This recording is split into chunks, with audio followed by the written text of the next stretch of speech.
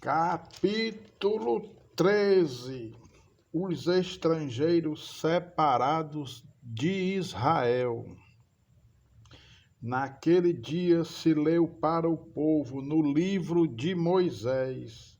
Achou-se escrito que os amonitas e os moabitas não entrassem jamais na congregação de Deus, porquanto não tinham saído ao encontro dos filhos de Israel com pão e água, antes assalariaram contra eles Balaão para os amaldiçoar. Mas o nosso Deus converteu a maldição em bênção. Tobias expulso do templo.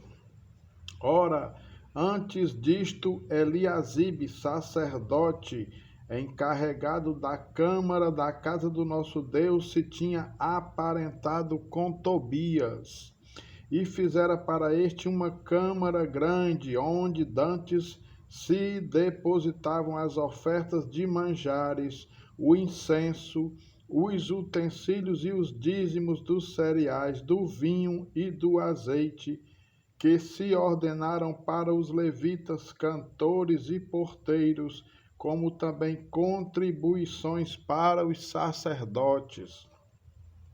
Mas quando isso aconteceu, não estive em Jerusalém, porque no 32º ano de Artaxerxes, rei da Babilônia, eu fora ter com ele, mas ao cabo de certo tempo pedi licença ao rei e voltei para Jerusalém. Então soube do mal que Eliasibe fizera para beneficiar a Tobias, fazendo-lhe uma câmara nos pátios da casa de Deus. Isso muito me indignou a tal ponto que atirei todos os móveis da casa de Tobias fora da câmara. Então ordenei que se purificassem as câmaras e tornei a trazer para ali os utensílios da casa de Deus com as ofertas de manjares e o incenso. Restaurada a manutenção dos levitas. Também soube que os quinhões dos levitas não se lhes davam, de maneira que os levitas e os cantores que faziam o serviço tinham fugido cada um para o seu campo. Então contendi com os magistrados e disse: por que se desamparou a casa de Deus? Ajuntei os levitas e os cantores e os restituí a seus postos. Então todo o Judá trouxe os dízimos dos cereais, do vinho e do azeite aos depósitos.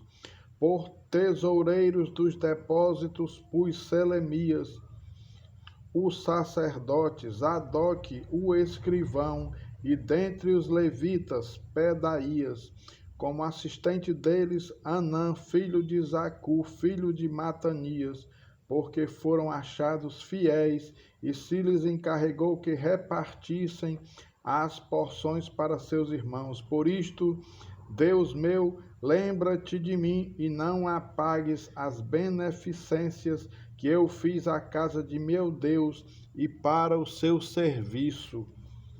Restabelecimento da observância do sábado. Naqueles dias vi em Judá os que pisavam lagares ao sábado e traziam trigo que carregavam sobre jumentos, como também vinho, uvas e figos, e toda sorte de cargas que traziam a Jerusalém no dia de sábado, e protestei contra eles por venderem mantimentos neste dia. Também habitavam em Jerusalém tírios que traziam peixes e toda sorte de mercadorias que no sábado vendiam aos filhos de Judá e em Jerusalém. Contendi com os nobres de Judá e lhes disse: que mal é este que fazeis, profanando o dia de sábado? Acaso não fizeram vossos pais assim, e não trouxe o nosso Deus todo este mal sobre nós e sobre esta cidade? E vós ainda trazeis ira maior sobre Israel, profanando o sábado? dando já sombra às portas de Jerusalém. Antes do sábado, ordenei que se fechassem e determinei que não se abrissem, senão após o sábado. Às portas coloquei alguns dos meus moços, para que nenhuma carga entrasse no dia de sábado. Então os negociantes e os vendedores de toda sorte de mercadorias pernoitaram fora de Jerusalém, uma ou duas vezes. Protestei, pois, contra eles e lhes disse: por que passais a noite defronte do muro? Se outra vez o fizerdes, lançarei mão sobre vós. Daí em diante não tornaram a vir no sábado. Também mandei aos levitas que se purificassem e viessem guardar as portas para santificar o dia de sábado. Também nisto, Deus meu, lembra-te de mim e perdoa-me segundo a abundância da tua misericórdia. Condenação do casamento misto. Vi também naqueles dias que judeus haviam casado com mulheres asdoditas, amonitas e moabitas. Seus filhos falavam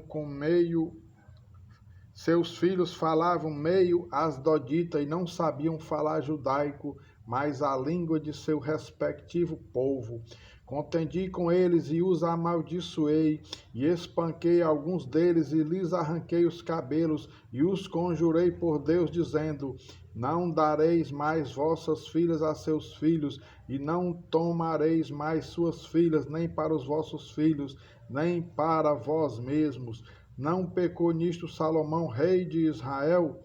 Todavia, entre muitas nações não havia rei semelhante a ele, e ele era amado do seu Deus, e Deus o constituiu rei sobre todo o Israel. Não obstante isso, as mulheres estrangeiras o fizeram cair no pecado. Dar-vos-íamos nós ouvidos para fazermos todo este grande mal, prevaricando contra o nosso Deus, casando com mulheres estrangeiras?